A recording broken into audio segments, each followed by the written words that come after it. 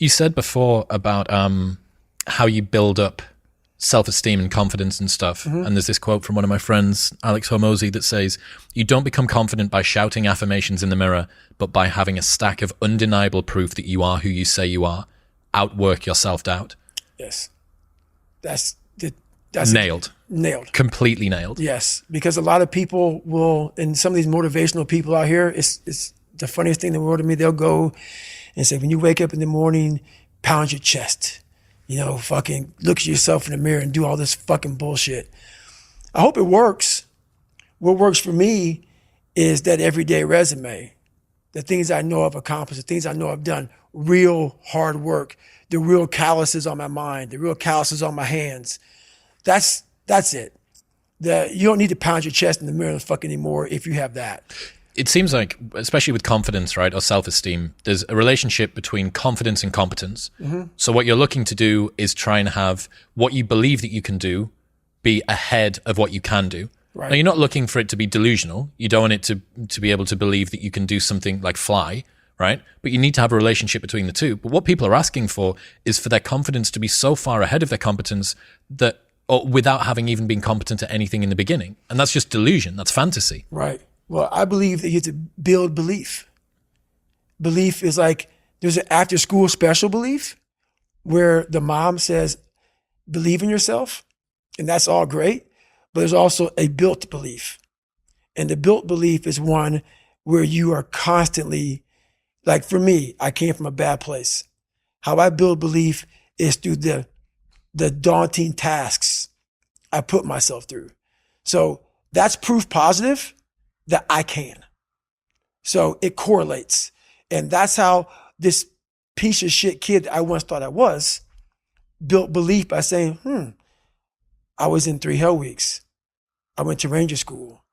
I tried out for Delta Selection. Undeniable stack of proof. That is proof, motherfucker. So whenever you think you can't, the confidence comes from the thing that you built.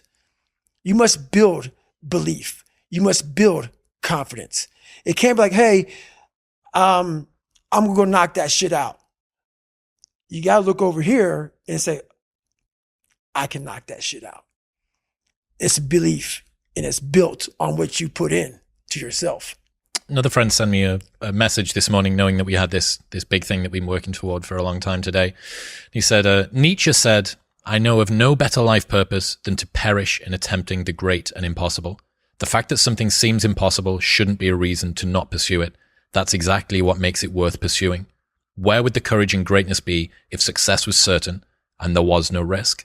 The only true failure is shrinking away from life's challenges." Nailed that one also. 2 for 2. Nailed that one also, man. Yeah, it's that dealing with laziness and self-doubt thing, I think. And I do wonder how many people use the look in the mirror, pound the chest, stare into your eyes, say your affirmations, don't get the results, and then lose confidence. Well, that's part of it. A lot of it is limited horizons.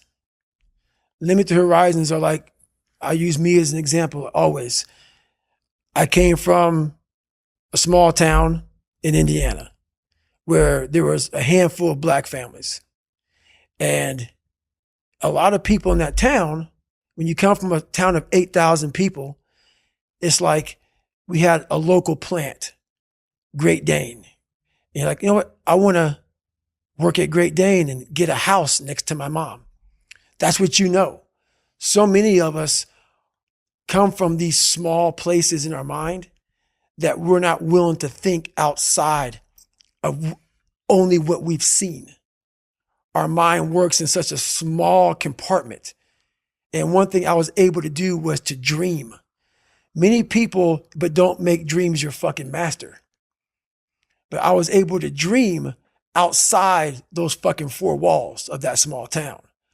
And until you're able to really put yourself into that dream, but don't make dreams your master, that's where you truly become what you're destined to become. What do you mean, don't make dreams your master? A lot of people sit back and they dream about being a sports figure, or dream about being a SEAL, or dream about being an astronaut. And all it is a motherfucking dream. They don't put the work behind the dream. that dream has become their fucking master. When you become the master of your fucking dream is when you say, I want to go be a Navy SEAL. And you say, okay, I'm going to lose 106 pounds in less than 3 fucking months. The dream was the one thing I thought about, and the dream was now gone.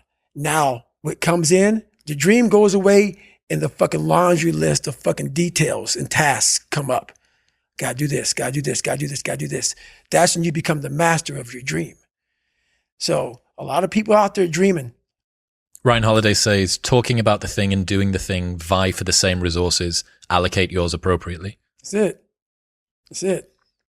That's the way it works as well. That's the way that the brain works. You can actually get these kicks of dopamine by telling your friends about, I'm going to be a Navy SEAL. I'm going to start my training next week. It's going to be great. I'm going to feel like this. It feels good. It feels good to talk about that shit, man. It actually makes you feel good, makes you feel proud, all that shit. But guess what happens? That alarm clock goes off at 4 a.m. to train. I don't want to be a SEAL today. Or I don't want to be whatever today. I'll start tomorrow. And that's the usual pattern of people's lives. That's why I talk about clearing out the mind. Until you really want to do something, you're always going to be a talker. You're always going to run your fucking mouth.